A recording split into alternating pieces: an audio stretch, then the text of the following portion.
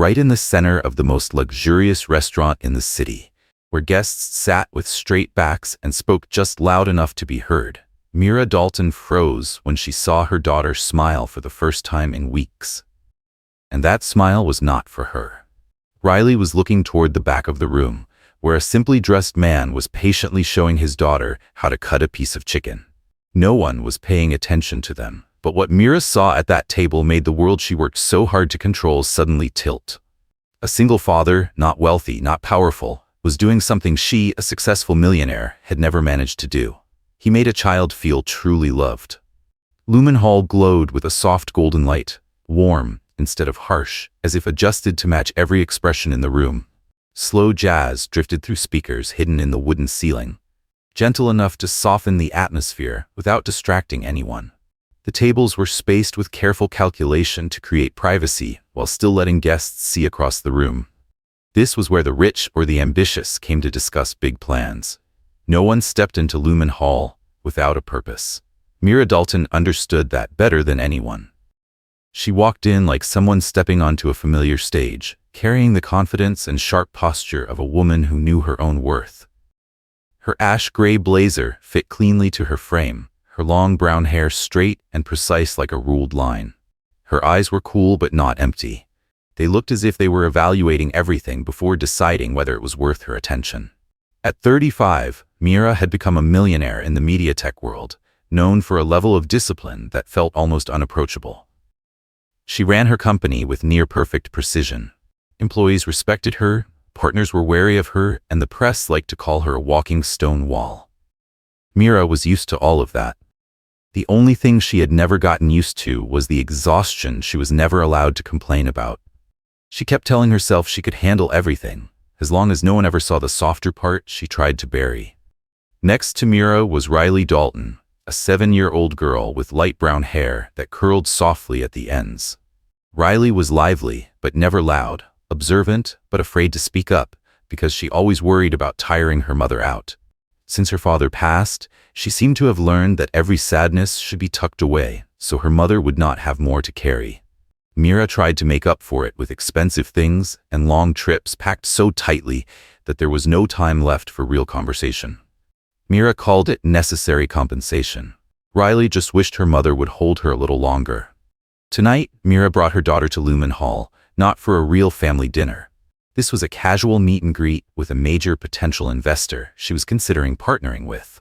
In Mira's mind, Riley would sit beside her and learn to observe adults, learn to recognize confidence, wisdom, and leadership. What Mira did not understand was that a 7-year-old did not need any of that before learning what it felt like to be loved. Mira chose a table by the glass wall, the kind of spot where anyone walking in could see her right away. It was the kind of place powerful people liked to sit because they had no reason to avoid anyone's gaze. She opened her tablet and tracked the constant updates on the merger her company was working on. The screen's glow reflected on her face, making it look even colder in the warm light of the restaurant. Riley sat across from her, legs swinging, trying her best to focus on her meal. Every now and then, she looked up at her mother as if she wanted to talk or share something that had happened at school. But each time she looked, her mother was reading, annotating, responding to messages. The excitement she had at first faded slowly, replaced by a soft, uncertain sadness. Right when Mira started to lose patience because her partner texted to say he would be another 10 minutes late, Riley leaned to the side and squinted toward the back of the room. Her face lit up in a way Mira had not seen in a long time. Riley whispered, "Mom?" Mira still did not look up. Riley gently tugged her mother's sleeve. Only then was Mira forced to follow her daughter's gaze. In a quiet corner at the back of the restaurant, where the lights barely reached, there was a table no one noticed except Riley. It did not carry the polished elegance of the others. Sitting there was a man in a faded blue shirt with the sleeves rolled up, hair a bit messy, eyes shadowed like someone who had not slept well in a long time. But despite the worn look, there was something steady in the way he leaned forward and something gentle in the way he spoke to the little girl across from him. He was cutting chicken for his daughter, but not like it was a chore. He turned it into a game. Every time he finished a piece, he said something that made her burst into laughter. The girl, Mina, wore a simple cotton dress, but her eyes sparkled with a playful shine like tiny glass marbles. Riley watched the scene with an expression Mira could not quite name: surprise, delight, and a hint of something that looked a lot like envy. Mira saw her daughter smile, a real smile, not the polite one she had taught her. It unsettled Mira more than she expected. Riley was smiling because of a complete stranger, because of a moment Mira herself had never been able to create. Riley whispered, her voice small but full of longing, "Mom, I want to sit with them." Mira froze for a moment. The words hit her so unexpectedly that her chest softened in a way she was not ready for. A part of her felt as if her daughter had just chosen another world. A world without pressure, without tablets, without meetings built on strategy. A world Mira did not know how to belong to. She looked at her daughter for a long moment. Riley did not dare look back. She just held the edge of the table, eyes full of hope. That hope confused Mira and stung a little. The investor still had not arrived. Her tablet buzzed with another tense update, but the table in that back corner kept pulling her focus like a magnet.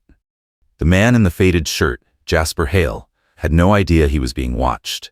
He was busy reading his daughter's expressions, turning dinner into something fun. No one else in the restaurant was doing anything like that. A strange feeling rose in Mira's chest, something soft, even if only slightly. She stood up. "Let's go," she said, her voice as calm as always, though her steps were slower than usual. Riley grabbed her mother's hand right away, eyes lighting up as if the whole evening had suddenly gained meaning. Mira did not know why she was walking toward that table. She only knew that even for someone who lived her whole life in control, there were moments that forced you to shift direction, even if only by a single step.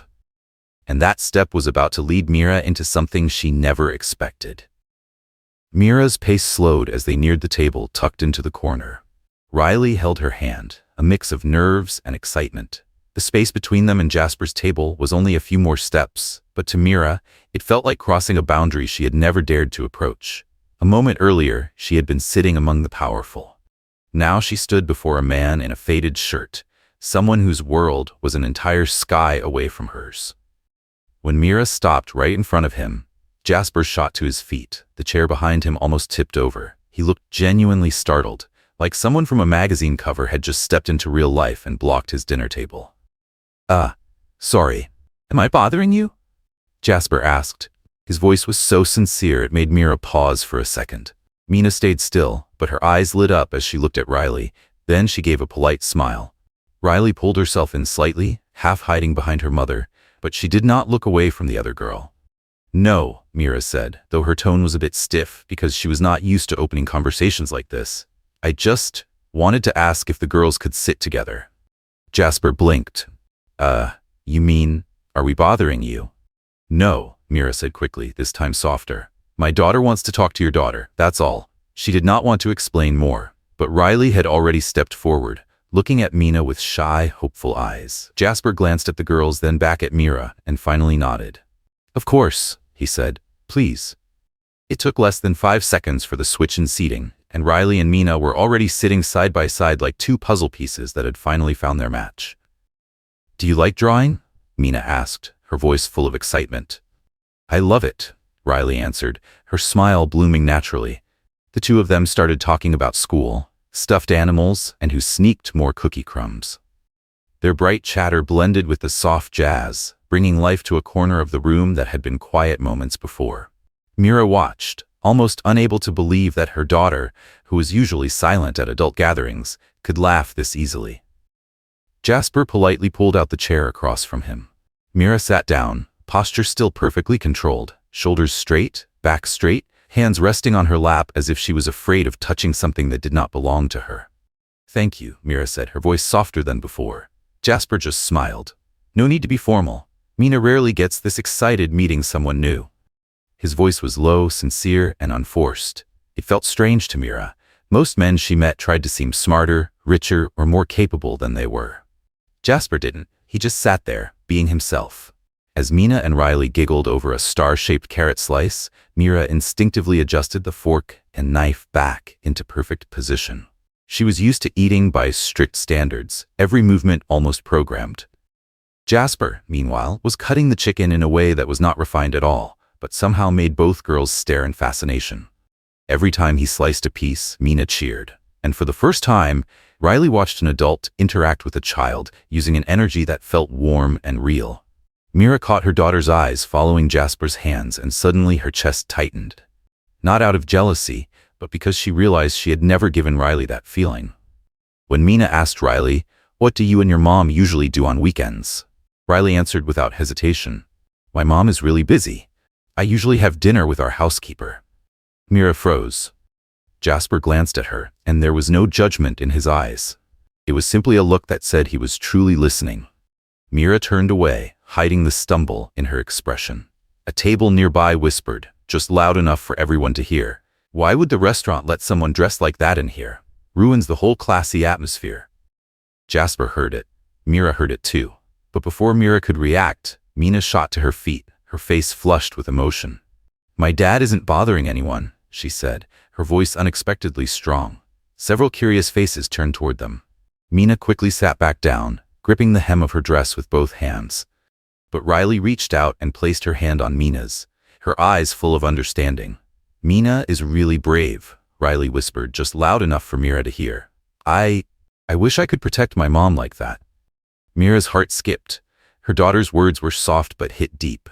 Mira looked down at the table, trying to steady herself. Jasper took a sip of water, then spoke gently, as if stating something simple and true. Kids just need to feel that the adults in their life are really there with them. Not perfect, just present. It was so straightforward that there was nothing to argue with.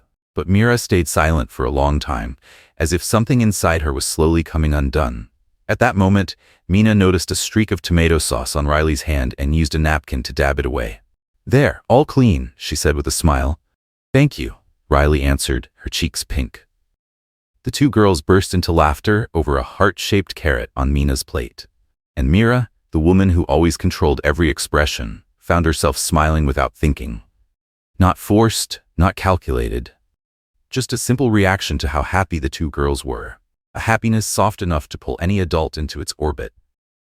In that moment, it was not the lights of Lumen Hall, not the jazz music, but the laughter of two children that pushed Mira's world slightly off its usual track. One step had brought her to this table earlier, and this moment opened a realization she had no idea would lead her somewhere new.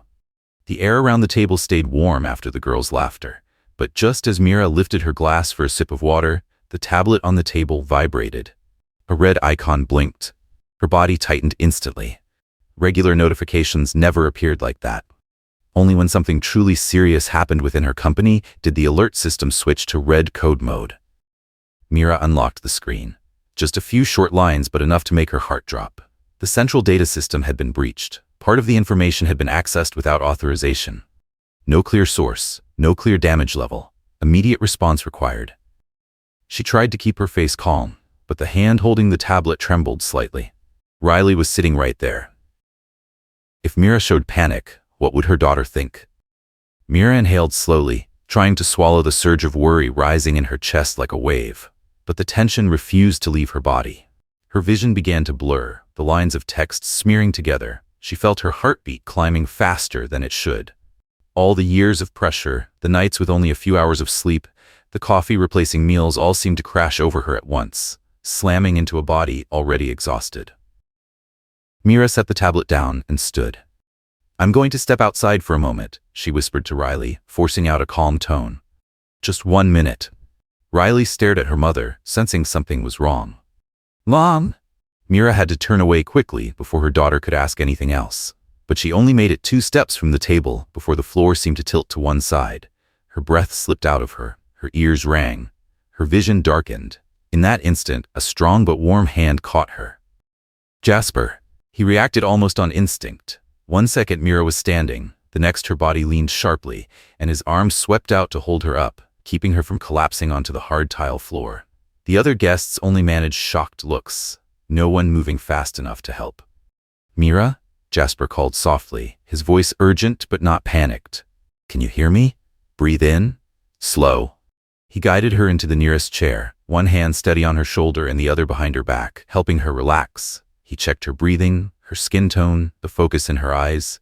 Everything pointed to the same thing. She was crashing from stress and exhaustion, pushed past her limit. "Keep your eyes on me." Jasper said, his voice strangely calm. Take a deep breath. He'd once been a technician on a community rescue support team.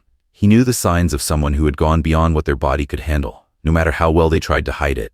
When Riley saw her mother stumble, she ran over instantly, so terrified she could barely breathe. "Mommy, Mommy!"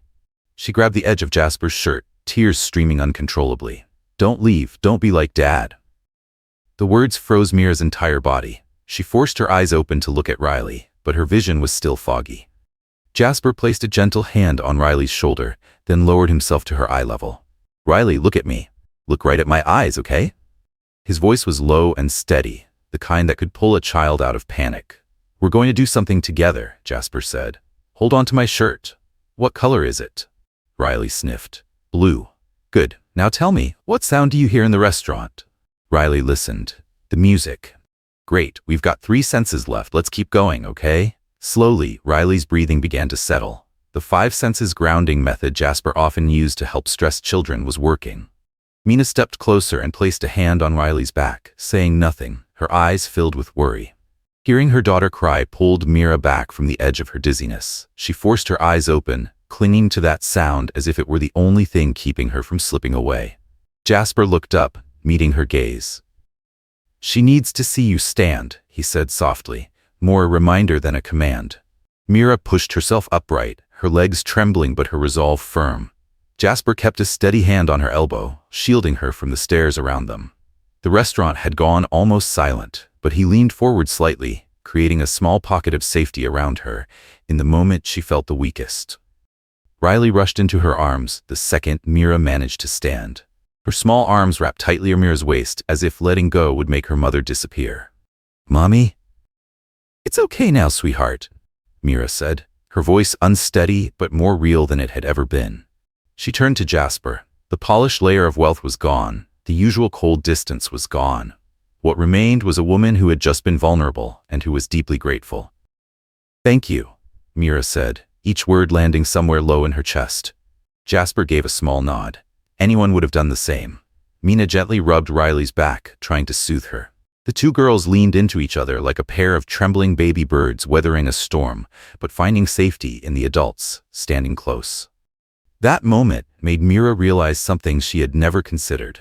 What overwhelmed her was not only the crisis at her company, it was the sight of a stranger helping her daughter feel calm, safe, and loved, with nothing more than a few simple, sincere actions. Something that seemed ordinary for Jasper was something painfully rare in the lives of Mira and Riley, and that was the most unbelievable part of the entire night. After the chaotic moment at the restaurant, Mira had no desire to stay another minute. Riley was still clinging to her arm, her eyes unsettled after the scare. Mina stood close too, her hand lightly holding Riley's arm as if afraid her friend might start crying again. The only thing easing the tension in Mira's chest was the fact that Jasper remained beside them, calm in a way that made it seem like he had handled situations like this 100 times. Mira looked around. The curious eyes, the whispers, the feeling of being watched all made her want to leave immediately.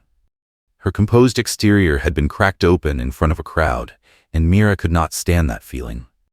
She turned to Jasper, speaking softly but with more clarity than anything she had said earlier. "Would you and your daughter be willing to come to my home for a bit? I want to thank you." Jasper looked surprised but didn't question it. He glanced at Mina, then at Riley clutching her mother's shirt. Finally, he nodded. "Okay, if that helps everyone feel safer." Mira's penthouse sat on one of the highest floors of a luxury building. As they stepped inside, the lights turned on automatically with each footstep. The space was open, all white and gray tones, so tidy it looked more like a showroom than a place someone actually lived in.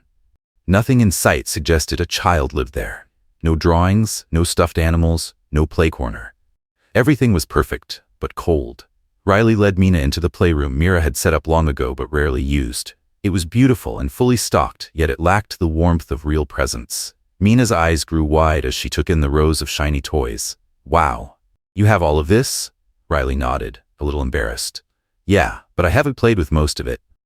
"Then let's play with everything tonight," Mina cheered. Riley burst into laughter, a natural, unguarded laugh that made Mira stop in the doorway. She had bought her daughter so many things, yet Riley had never laughed that freely at home. Mara watched the two girls run around the room, and something unfamiliar rose in her chest. It was warm and painful at the same time, like realizing she had lost something long ago and was only now seeing it.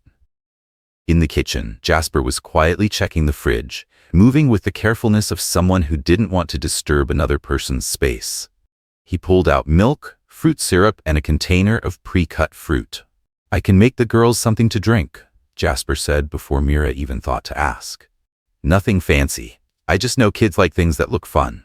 Mira stood beside him, watching as he poured milk into cups, added syrup to make soft pink and pale blue colors, then cut a slice of apple into a star shape and placed it on top. Every movement was practiced and calm, like he did this every evening after coming home from work. When Jasper handed the cup to Riley, she looked at the colors and the little fruit decorations and burst into laughter. Her whole face lit up in a way Mira almost never saw. "This is the prettiest drink I've ever had," Riley said, her eyes glowing with pure joy. Mira stood still. It was just a cup of milk, a slice of apple cut into a shape. How had she never thought of something so simple? When the girls went back to the living room to play, Mira sat down on the sofa. Jasper sat a respectful distance away. Mira steadied her voice, then began explaining why she had suddenly collapsed at the restaurant. Her company was facing a potential data breach, and she suspected someone inside was sabotaging it. The pressure, the responsibility, the overlapping meetings. It all piled up in her mind like a mountain she could no longer hold back.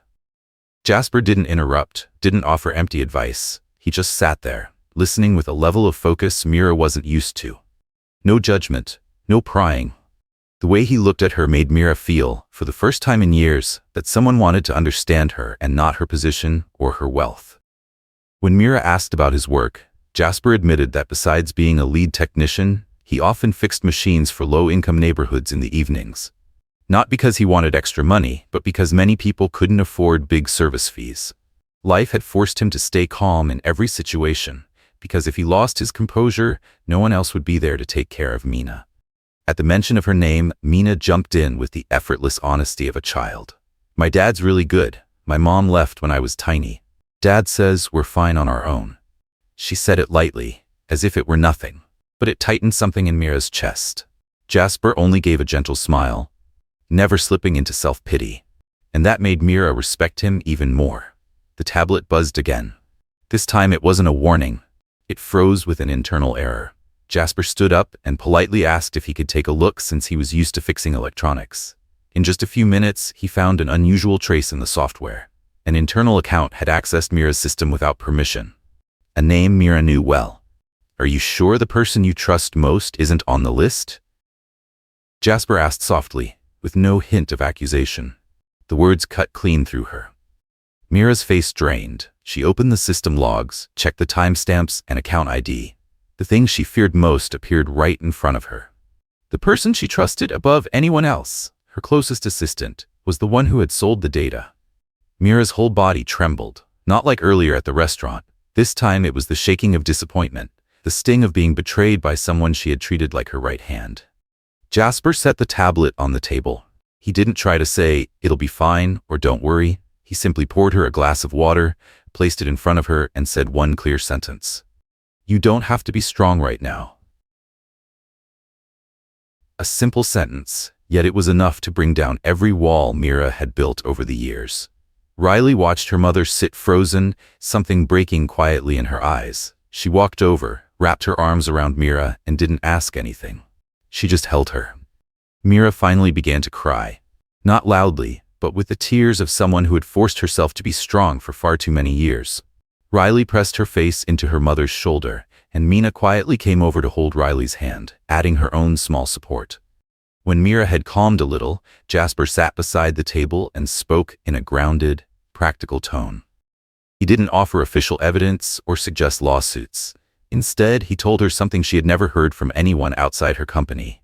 The board won't need someone who pretends nothing went wrong. They need a leader willing to face the truth. If you tell them the system was breached and you have proof of sabotage, they'll listen. It's the only way forward. Mira stayed silent. He was right. She had avoided vulnerability for too long. But avoiding it now would help no one. That night, everyone stayed in the living room. Riley and Mina lay on the sofa reading, their heads resting against each other. Jasper sat nearby fixing Mira's tablet, careful with every small movement. Mira sat across from him, drafting the statement she would deliver to the board the next morning. No one talked about the future. No one made promises. But in those few short hours, Mira's usually cold penthouse held warmth, laughter, and the presence of children, something she hadn't even realized she had lost for years.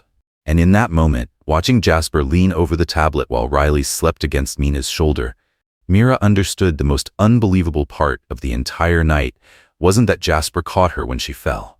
It was that in just a few hours, he made the place she had lived in for years feel like an actual home. The next morning began with a heavy silence in the company hallway. Not the usual busy rush Mira saw every day, but the silence of people avoiding eye contact and rumors spreading faster than footsteps. Everyone knew about the system breach. Everyone had heard something about Mira collapsing, some even whispering that she nearly fainted in the middle of an upscale restaurant. Today's meeting wasn't in the grand boardroom, but in a small hearing room where the key shareholders wanted Mira to explain herself. Suspicious eyes, tense faces, the dry sound of pages turning. A few people whispered openly, not bothering to hide their doubt. They once believed Mira was someone who didn't get tired. Now they feared that her exhaustion might drag the entire company down. The door opened. Mira walked in. No power dress, no elaborate hairstyle, no heavy makeup to create an untouchable facade. Just a light gray suit, simple but clean and dignified. Her hair was tied low, her face a bit pale, yet her eyes were calm in a way that felt different. Not the calm of coldness, but the calm of someone who survived a long night of breaking down and stood back up through real effort. When Mira sat, no one spoke first. The air in the room stretched tight like a drawn string. Mira looked at each person, not rushing to begin, not bowing her head in apology. When she finally spoke, her voice wasn't loud, but it was clear, each word steady. "Yes, I struggled," Mira began, and the whole room fell still. "There were things that went beyond my control, and I'm not denying that." No one had ever heard Mira admit a weakness. The entire room seemed to stop breathing. She turned her tablet around and opened the system log. "The system didn't fail because of a technical error," Mira continued. "It was deliberately breached. These are the logs I reviewed, the timestamps, the access traces, the account involved." The evidence Jasper helped her analyze now appeared clearly, sharper than any explanation she could have given. Several shareholders' expressions shifted. The doubt in their eyes slowly gave way to caution, then to respect. One person asked, "Are you certain this isn't some misunderstanding?" "No," Mira answered immediately, not with her usual sharpness, but with the voice of someone who had looked directly at the truth and accepted it. The hearing room door suddenly swung open. Mira's closest assistant, the one she trusted most, was escorted in by security. Her face was pale, her eyes darting away. Several board members rose to their feet as security read the charges. She had sold internal data to a competing firm for a massive payout and had spread rumors about Mira's health to shake her position. The police were called to take her statement. Everything moved quickly, as if the entire legal machinery had just been waiting for Mira to speak the truth before stepping in. When the door shut again, one board member looked at Mira for a long moment and said, "You handled this more directly than we expected." Another nodded. "Transparency is what we need, not a perfect facade." Mira didn't say more. She only bowed her head slightly, a gesture no one had ever seen from her, as if she no longer needed to fight for victory but simply needed to be understood. The hearing ended sooner than expected. And when the final decision was announced, Mira sat still with her hands on the table, not rushing to celebrate, but visibly relieved. She kept her position. More than that, the shareholders' support grew stronger. They no longer saw her as a machine fueled by ambition, but as a leader who stood up straight after falling. In the afternoon, Mira returned home. No one came to open the door because she had let Jasper and the two girls stay to help Riley settle down. She stepped into the penthouse and immediately heard the rustling of paper and the bright laughter of the two children. Riley and Mina were building a temporary playroom out of large cardboard boxes. They used colored markers to draw windows, roof tiles, and even a crooked little chimney. On the floor, Jasper was kneeling on one knee, holding a colored pencil, sketching tiny sun rays around a window. He looked up when he saw Mira. "Mom, I'm so happy." Riley ran toward her and wrapped her arms around Mira. Her face was glowing, her eyes full of a joy that almost made Mira cry. She looked at Jasper, the man sitting among colorful sheets of cardboard, his hands still smudged with bits of chalk dust where the girls had accidentally touched him. "Thank you," Mira said, walking closer. "Not just for yesterday, but for today too. And for Riley." Jasper didn't laugh, just gave a small smile. "I'm only doing what any ordinary person would do." Mira shook her head. "If that's true, then I want to learn how to be that kind of ordinary person. But it seems I might need you to show me." Her words made Jasper pause for a moment, his eyes softening, but he didn't answer. He simply handed Mira a colored marker, as if telling her she didn't need to ask anything else. Riley suddenly tugged her mother's hand. "Mom, come play with us." For the first time in years, Mira didn't check the time, didn't think about emails, didn't remember her next meeting. She just nodded and sat down beside Jasper and the two girls. The four of them colored the cardboard roof together with children's markers. The lines were messy, colors smudged on Mira's hands, and laughter spilled into a home that had once been silent to the point of suffocating. The afternoon sunlight streamed through the tall glass windows, falling across the floor in warm golden bands. And the penthouse that had felt cold for so long suddenly seemed so warm that Mira felt as if her own heart was being heated back to life. In the end, what changed Mira wasn't the collapse in the restaurant, nor the tense meeting with the board. What changed her was seeing her daughter laugh so genuinely beside a simple, ordinary man, and realizing that honest presence was worth more than all the polished things she had chased for years. Mira's story reminds us that sometimes what we lack most isn't success or power, but the warmth of a true home. And sometimes a stranger can teach us how to become a better version of ourselves. What about you? What was the most unbelievable part of this story for you? Share your thoughts below. I'd love to read them.